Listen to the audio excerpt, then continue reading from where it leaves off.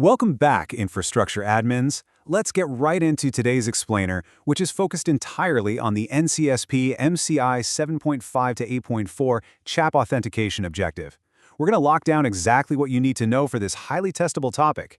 And we're going to take our time, making sure you don't just memorize the configuration steps, but that you actually grasp the underlying mechanics that the exam will test you on. So here is our roadmap for today.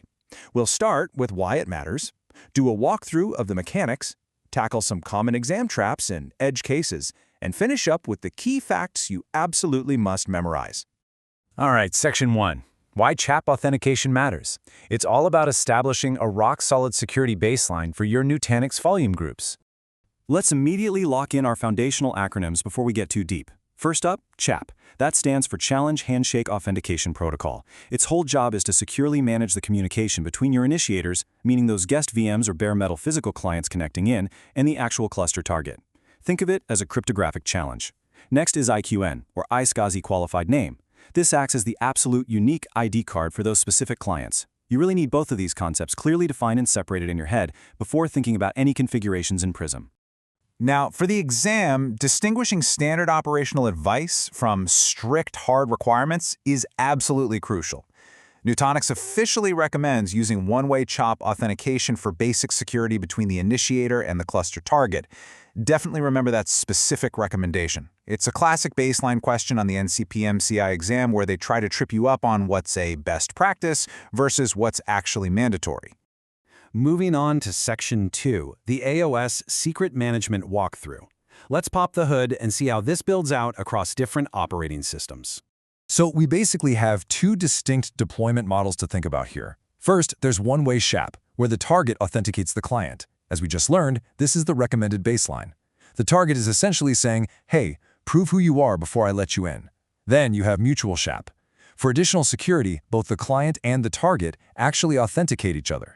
You'd really only leverage mutual CHAP when your organization's security policies strictly demand that the client also mathematically verifies it's talking to the genuine Nutanix storage cluster and absolutely not some spoofed target sitting quietly on the network.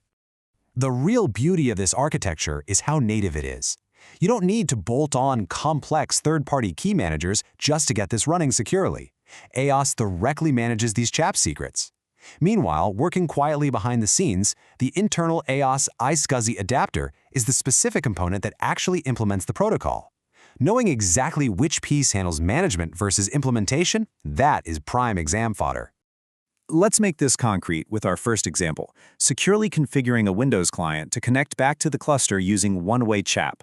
First, you set the target secret inside the Prism volume group interface. Simple enough. But then, over on the Windows side, you open up the iSCSI initiator properties, and interestingly, you actually have to make sure Enable CHAP Logon is unchecked initially on that main Properties tab. Kind of counterintuitive, right?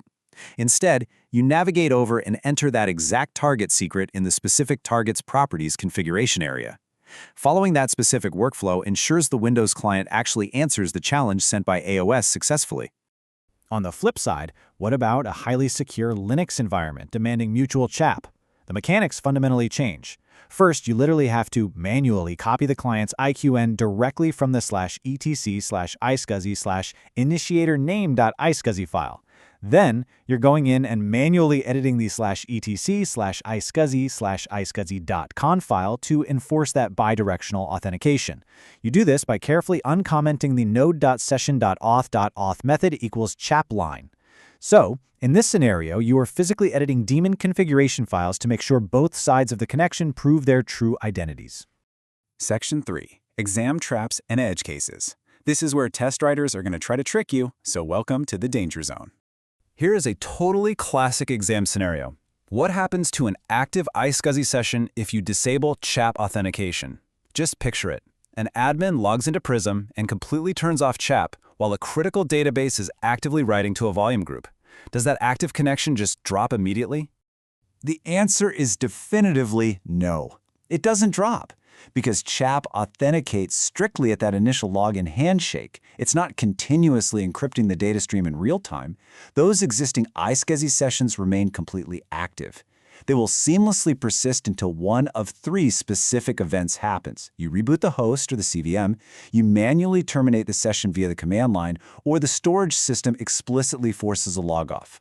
Remember that exact persistence behavior. They love to test on that. Okay, watch out for this massive pitfall regarding data protection. If you restore a volume group from a snapshot, the iSCSI target secret is completely cleared. Poof, gone. It absolutely does not persist through the restoration process.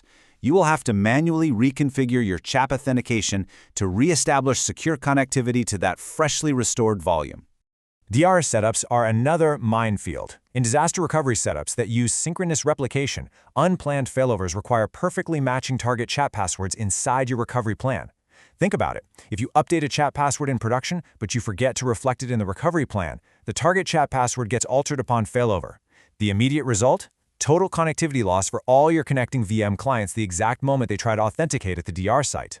And if you get a mutual CHAP configuration question, remember this golden rule. AOS strictly enforces that the client password and the target password must be completely different. If you try to use the exact same password for both sides of that handshake, the connection will fail.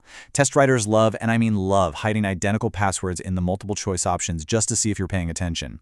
One final edge case before we do our review. When you're configuring the client allow list in Prism to authorize access to a volume group, you must use the client IQN. AOS explicitly does not support IP addresses in an allow list for a volume group. So if an exam option suggests adding an IPv4 or IPv6 address to this specific field, you know right away it's wrong. Cross it off. All right, home stretch. Section 4, key facts to memorize. Basically, we're distilling everything into a high-speed cheat sheet for test day.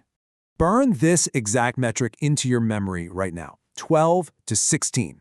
Every single CHAP secret password, whether target or client, has to be exactly between 12 and 16 characters long. Not 8, not 32, 12 to 16. It's a hard limit programmed right into AOS. Take a mental screenshot of these 5 uncompromising facts. 1. Nutanix recommends one-way CHAP for basic security.